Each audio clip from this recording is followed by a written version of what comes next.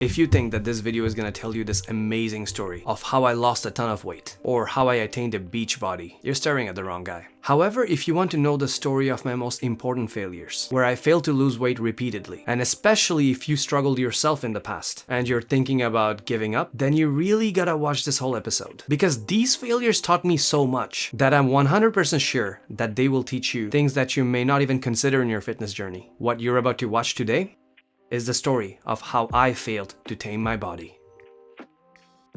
Before the year 2017, I was this overweight mess. Even though I was slim in my teens, I gained a lot of weight in my early 20s, to the point I started having symptoms of gout due to layers of fat surrounding my liver. I was in no way healthy, but I wanted things to change.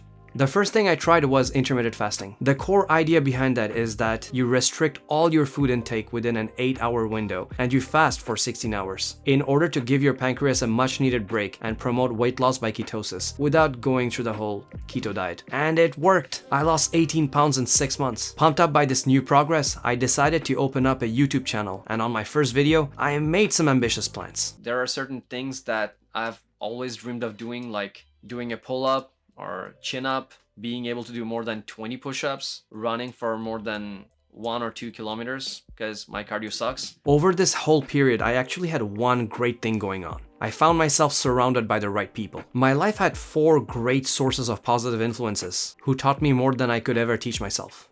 They're all wrong, I'm the only one that's right.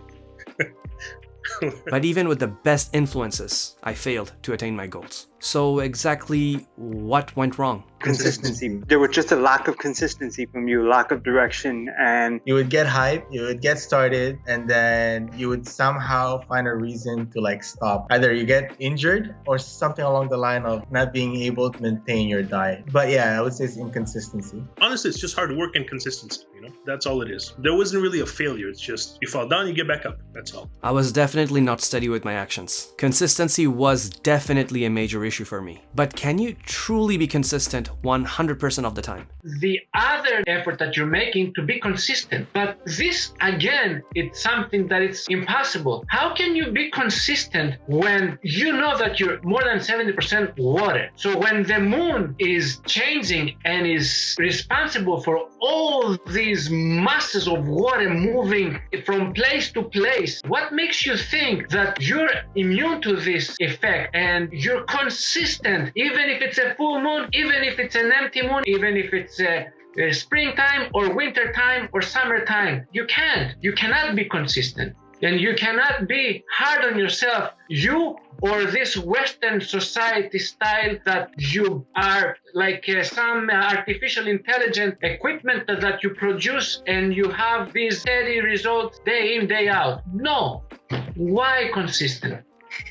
Just thinking about being consistent without actually identifying what's wrong with your way of doing things would be stupid. it's just really all about accountability, just looking at yourself in the mirror and telling yourself how you fucked up, how messed up you could be, and how you can really just tell yourself what to do to improve from this point on and never look back. In the beginning, my friend Kevin told me many times that I should count my calories, that I should count my macros. I ignored it. I thought that I would just have to exercise and that's it. That was my biggest mistake, ignoring basic nutrition. Misinformation based on how you eat, what you eat, the nutrients, the macros, everything that is important to contribute to weight loss. So calorie is a unit to measure heat or energy. Your body gets this energy by breaking down your food, especially carbohydrates. If you take too much than what your body actually needs, your body stores it for future use as, you guessed it, fat. Now, if you have too much surplus, what you really need to do is to put your body at an energy deficit to really force it to spend its reserve. So I started counting my calorie with MyFitnessPal and set up a spreadsheet to monitor my progress. The problem is that I had a really bad relationship with food. I ate to cope with stress, celebrate victory, or to console myself in defeat. I guess at that time, you were at your weakest point. You didn't have control over your willpower. You were very much stuck in this really deep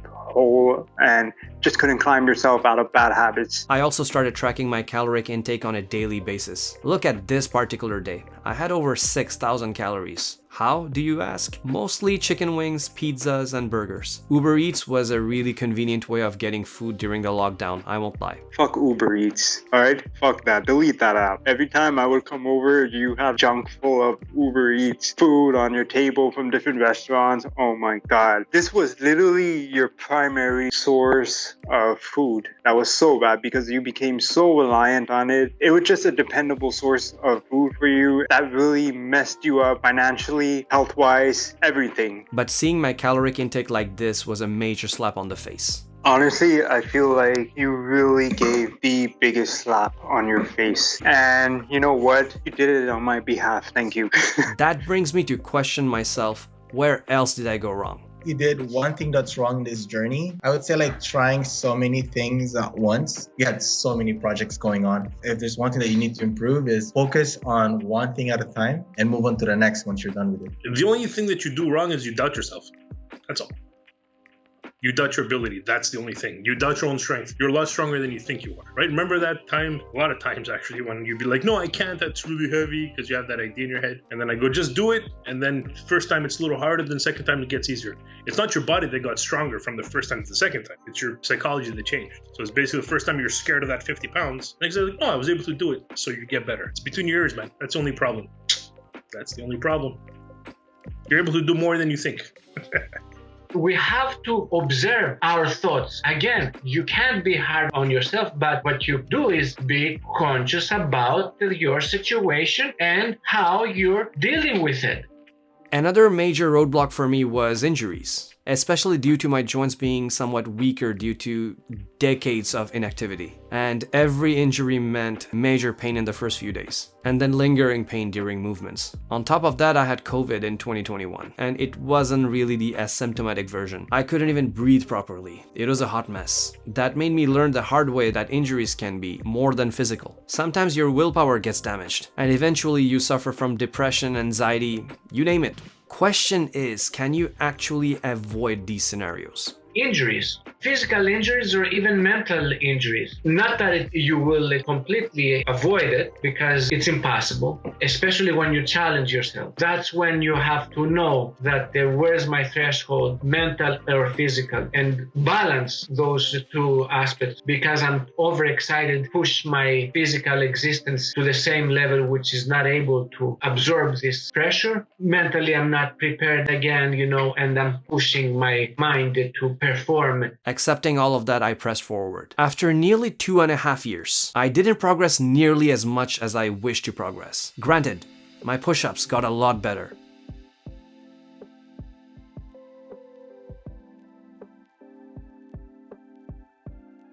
I can bench more weight.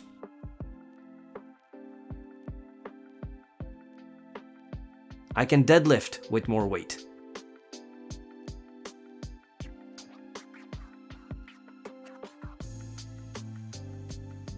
My squats improved significantly. I'm doing movements that I never thought I would. But fact of the matter is, I'm still very much overweight. I still can't do a pull-up or run 5K. But should I really dismiss this whole experience as a failure? I don't like your title and your claim that it's a failure. There's no such thing as a failure. I think that there's only lessons to be taught and learned. You have made some attempts and have set some goals that you haven't achieved, but in the process you have discovered so many things, you have learned so many things about yourself. So why call it a failure? I don't see the failure because you did not reach your goal. He's absolutely right.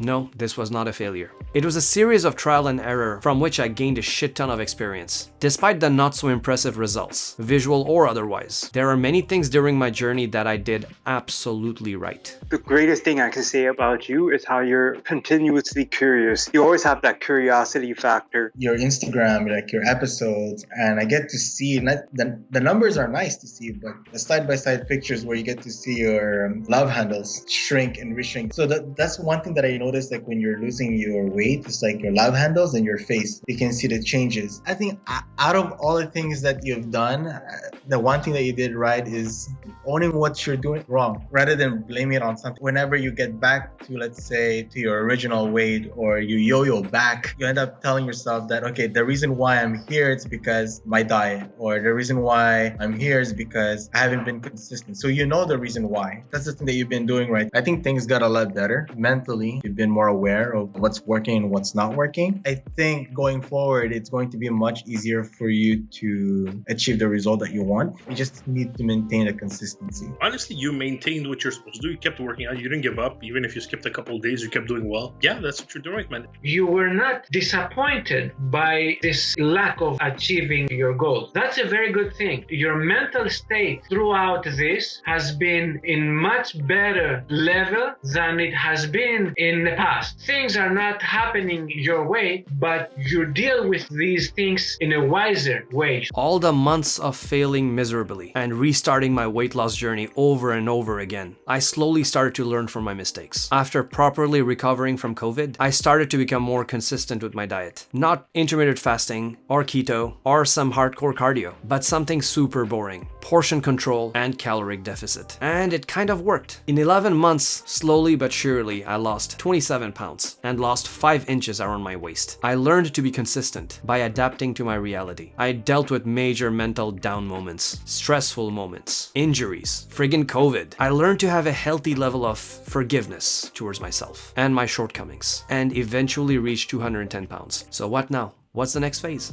You lost a good amount of weight. You put on a good amount of muscle. Next, we're going to be focusing on more endurance, more explosive cardio. So basically, kind of like a HIIT kind of program, right? More intense, heavier weights to work on those little weak parts. And also once in a while, once a week, maybe we'll do a little heavy weights. How are you, buddy? How you feeling? All right, so now that you're warmed up. This is warm up. I'm joking. Although Mike moved on to a greener pasture, something amazing happened, and life just provided me with a trainer that I never thought I would have. Meet Hank Palmer. Welcome to Phoenix, which is the next level when it comes to performance, mentally, physically, and emotionally. The Olympian who ran with Usain freaking Bolt, the Golden Phoenix himself, became my mentor and coach. I always wanted a system of workout that would help me not only grow in terms of strength, but also develop my endurance and extend my flexibility. And that's exactly what I'm doing with Hank, with a serious focus on core. Anything I did before, no matter how hard it was a picnic compared to this. The training shocked my nervous system, and for the first time, I threw up due to the intensity. Don't worry, my body adapted, and I'm gonna keep pushing my body beyond what I previously thought possible. So what now? Well, I still have goals to crush. My younger, more naive 2018 version of myself probably thought that I would look like Joel Kinnaman from Altered Carbon by now. But instead I got something better. I got real life, real failures, real obstacles. And I didn't just learn theoretically from a book, or a YouTube video, or a blog. I learned by doing. And honestly, this is setting up a strong foundation for what's coming next. And fix your diet. Although my diet is better than what it was before, it's not great. If you actually take a look at the graph showing my daily caloric intake, you'd notice that I haven't been consistent in terms of staying at a caloric deficit regularly. Yes, I'm either in a deficit or maintenance in general, but perhaps this is the reason why I have been stuck at a plateau lately, being stuck around 210 pounds. Now my new goal is to keep training with Hank while putting myself at a daily caloric deficit for the next 3 months. Now that I have the habit of counting my calories or tracking my macros, I am now very curious to see what's gonna happen next. Honestly, with how I'm seeing you right now and how much you have progressed, holy shit, you really took like a leap of faith. And now with your current situation, I feel like you're in a lot better mental space. There's so much clarity in your head and there's so much motivation. It feels like you're doing this with so much purpose. And moving forward, I just feel that as long as your purpose exists, it's like literally one of the motivating factors. It's literally your engine to keep going. People tend to stop when they lose the purpose of what they are or what they want to do. And once they lose that purpose, or once they seem to forget their purpose, they really fall behind. And when I mean fall behind, they really crash and burn until they have to work on helping themselves stand up.